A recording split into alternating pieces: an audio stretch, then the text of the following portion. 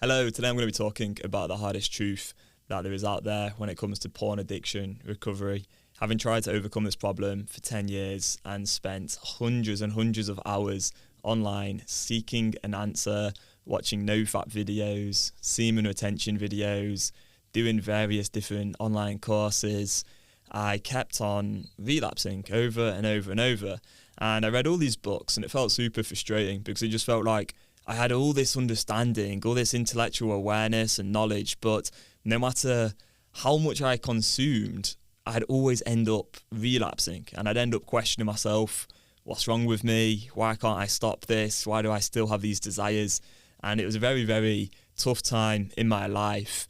And what I've come to understand through utilising and applying the Beyond Compulsion method now for around 2 years is that it doesn't really matter how much you learn because there's still going to be these moments of compulsive desire. And before I fully reveal the hardest truth that I believe there is out there when it comes to pornography addiction recovery, I want to just share a little bit of this comment on the weekly check-in from within the Beyond Compulsion Academy because it's going to really help me articulate and share what I want to get across to you today. So, this was quite a long comment and it was really, really good because it's from one of the guys inside the Beyond Compulsion Academy, one of our members. He's got a script, so he knows how to deal with compulsive desires.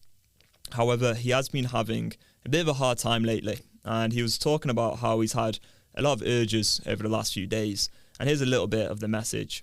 So all in all, I've seen better days, but these difficult urge-filled nights are temporary and won't last forever. I keep making choices moment by moment, and I'm enjoying the benefits of making those choices. I know the regret I would feel if I engage, the instant regret, and I know it's not worth the consequences. Some positives for me is knowing what I'm dealing with now, whilst painful, is temporary and an opportunity to rewire. The bigger the urge, the more rewiring I feel I'm doing. I also am grateful that I know what the hell is going on. I see it for what it is, the man behind the curtain, up to its usual tricks, and I'm not lost anymore, falling for the same trick over and over again. And that comment got a ton of likes from other members inside the Beyond Compulsion Academy because essentially the client's just talking about how, yeah, things are quite difficult right now. You know, the last week he's had a lot of urges, but there's still benefits to staying on this straight line. He's still overall sort of enjoying that process of dealing with the urges. He knows that each urge is temporary. He's dealing with that temporary discomfort and he's literally rewiring his brain in those moments. So the hardest truth that I just want to share with you today is that no matter what you learn, whether it's out there on the internet with the YouTube sort of nonsense, you know, semen retention, no-fap videos, like in my opinion, that stuff's probably going to make the issue a lot worse. But even if you learn the Beyond Compulsion method with us inside the Beyond Compulsion Academy, you know, you build a very comprehensive 5-fact script to deal with every compulsive desire, there's still going to be discomfort. That is the truth, is that if anyone out there in the world at all tries to convince you that there isn't going to be discomfort, that they can just take away all discomfort and give you this magical solution where you're just free from the porn addiction altogether and it's completely easy the whole time, they're lying. Like, it's just bullshit. Like, it's some kind of scam. So honestly, what I think is so important to understand is that you could have all the education, like all the awareness, but if you're unwilling to experience the temporary discomfort of compulsive desire, when a part of your mind, as this client said, you know, the man behind the curtain, the addicted part of the mind, when that part of your mind is saying, once won't hurt, oh, it doesn't matter, it's normal, you know, these urges are going to last forever, like, you need to give in, like, I can't keep sort of dealing with this discomfort, and it's saying all this sort of shit, all these junky thoughts, and then you're getting thrown with unanswerable questions, and it's getting you questioning yourself, and it's asking you, you know, like, oh, have I already messed up in this way? Like, am I using the process correctly? And you have all these questions, and you're feeling maybe helpless, or you're feeling temporarily deprived. You know, when all of that shit's going on, and it feels like your mind is just going at 1,000,000 miles an hour, it feels like, you know, your heart rate is like increased, you're feeling like tense and anxious and maybe even stressed, and you know, you're just completely overwhelmed in those moments of compulsive desire. Like, when all of that is going on, like, that right there is the opportunity to change your neural pathways more than anything else. And it's like all this information we consume online, unless it teaches us how to deal with that exact moment of discomfort, it's kind of useless. And that's the thing, is that you can have all the information, but unless you're willing to experience all of that discomfort that is temporary when you have those really strong desires, it's not really going to help you.